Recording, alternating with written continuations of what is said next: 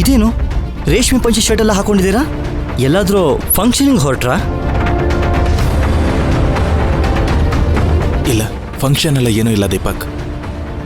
ಎಲ್ಲಿ ಹೋಗಬೇಕು ಅಂತ ಗೊತ್ತಾಗದೆ ಎಲ್ಲಿ ಬಂದು ನಿಂತ್ಕೊಂಡಿದ್ದೀನಿ. ಯಾಕೆ ಧ್ರುವ, ಏನಾಯ್ತು? ಯಾಕೆ ಒಂಥರ ಮಾತಾಡ್ತಾ ಇದ್ದೀರಾ?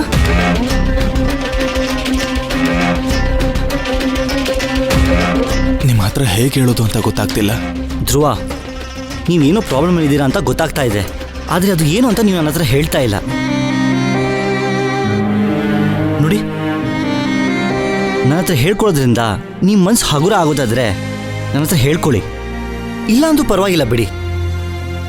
ಎಲ್ರಿಗೂ ಗೊತ್ತಿರೋ ವಿಷಯ ನಿಮ್ಮ ಹತ್ರ ಮುಚ್ಚಿಡೋದ್ರಲ್ಲಿ ಏನೂ ಅರ್ಥ ಇಲ್ಲ. ಮತ್ತೆ ವಿಷಯ ಏನು ಅಂತ ಹೇಳಿ.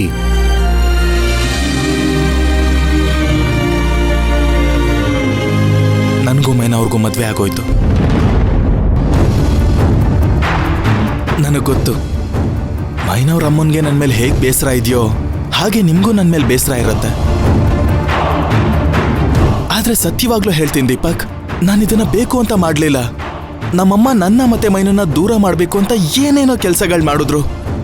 ನನಗೆ ಬೇರೆ ದಾರಿ ತೋರಿಸ್ದೆ ಮೈನಾ ಕುತ್ತಿಗೆಗೆ ತಾಳಿ ಕಟ್ಬಿಟ್ಟೆ. ಆದರೆ ಅದಾದ್ಮೇಲಿಂದ ಮೈನಾಗೆ ನನ್ನ ಮೇಲೆ ಕೋಪ, ನಮ್ಮಮ್ಮನಿಗೆ ನನ್ನ ಮೇಲೆ ದ್ವೇಷ. ಇಬ್ಬರಿಗೂ ನನ್ನ ಮುಖ ತೋರಿಸೋದಕ್ಕಾಗ್ತಿಲ್ಲ. ನಾನು ಎಲ್ಲಿ ಹೋಗ್ಬೇಕು ಅಂತ ಗೊತ್ತಾಗ್ಲಿಲ್ಲ, ಅದಕ್ಕೆ ಇಲ್ಲಿ ಬಂದು ಕೂತಿದ್ದೆ. ಧ್ರುವ, ನೀವು ಮೈನನ ಮದುವೆ ಆಗಿರೋದು ನನಗೆ ಯಾವ ಬೇಜಾರೂ ಇಲ್ಲ. ನಿಜ ಹೇಳಬೇಕು ಅಂತಂದ್ರೆ ನನಗೆ ತುಂಬ ಸಂತೋಷ ಆಗ್ತಿದೆ. ಮೈನನ ಅಷ್ಟು ಚೆನ್ನಾಗಿ ನೋಡ್ಕೊಳ್ಳೋದ್ರಲ್ಲಿ ನಿಮ್ಗಿಂತ ಬೇರೆ ಯಾರೇ ಇದ್ರೂ ಅವ್ಳಿಗೆ ಇಷ್ಟು ಒಳ್ಳೆ ಬಾಳ್ ಕೊಡೋಕ್ಕಾಗಲ್ಲ. ಆದರೆ ವಿಪರ್ಯಾಸ ಏನು ಅಂತಂದ್ರೆ ಮೈನಾ ಈ ವಿಷಯನ ಅರ್ಥನೇ ಮಾಡ್ಕೊಂಡಿಲ್ಲ ಅಂತ ಸಂಕಟ. ನಾನು ರಾಧನ ನೋಡಬೇಕು ಅಂತ ಆ ದೇವ್ರ ಹತ್ರ ಕೇಳ್ಕೊಂಡೆ. ನನಗೆ ಬೇಗ ಟ್ರಾನ್ಸ್ಫರ್ ಕೂಡ ಸಿಕ್ತು. ಎಲ್ಲೋ ನನ್ನ ದೇವ್ ನನ್ನ ಮಾತು ಕೇಳ್ಬಿಟ್ಟ ಅಂತ ತುಂಬ ಖುಷಿಪಟ್ಟೆ.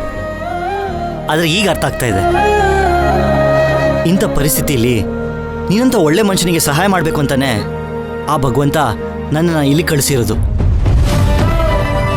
ಏನೋ ಕೋಪದಲ್ಲಿ ಹಾಗೆ ಮಾತಾಡಿರ್ತಾಳೆ. ನೀವೇನು ಯೋಚನೆ ಮಾಡಿಬಿಡಿ, ನಿಮ್ಮ ಷಟ್ಕ ನಾನು ನಿಮ್ಮ ಜೊತೆ ಇದ್ದೀನಿ. ಷಟ್ಕನಾ?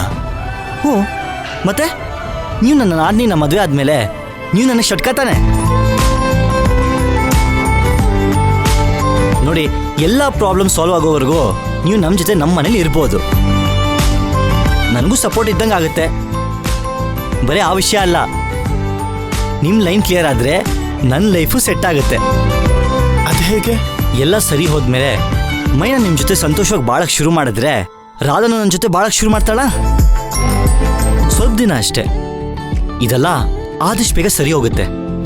ಅಲ್ಲಿವರೆಗೂ ನಮ್ಮ ಬ್ಯಾಚುಲರ್ ಲೈಫ್ನ ಎಂಜಾಯ್ ಮಾಡೋಣ ಬನ್ನಿ. ಅಲ್ಲ, ನಾನು ನಿಮ್ಮ ಜೊತೆ ಇರೋದ್ರಿಂದ ನಿಮ್ಗೇನು ತೊಂದರೆ ಆಗಲ್ಲ ತಾನೆ? ಅಯ್ಯೋ, ಇದನ್ನು ಹೀಗೆಲ್ಲ ಮಾತಾಡ್ತಾ ಇದ್ದೀರಾ? ನಾವು ಫ್ಯಾಮಿಲಿ ಕಣ್ರಿ. ಏನಿದು ತೊಂದರೆಗಿಂದ್ರೆ ಅಂತೆಲ್ಲ ದೊಡ್ಡ ದೊಡ್ಡ ಮಾತಾಡ್ತಿದ್ದೀರಲ್ಲ. ನೋಡಿ, ಇಲ್ಲಿಂದ ಸ್ಟ್ರೈಟಾಗಿ ಹೋಗಿ ರೈಟ್ ತೊಗೊಂಡ್ರೆ ನಮ್ಮ ಮನೆ ಬರುತ್ತೆ. ಬನ್ನಿ, ಗಾಡಿ ತೆಗೀರಿ.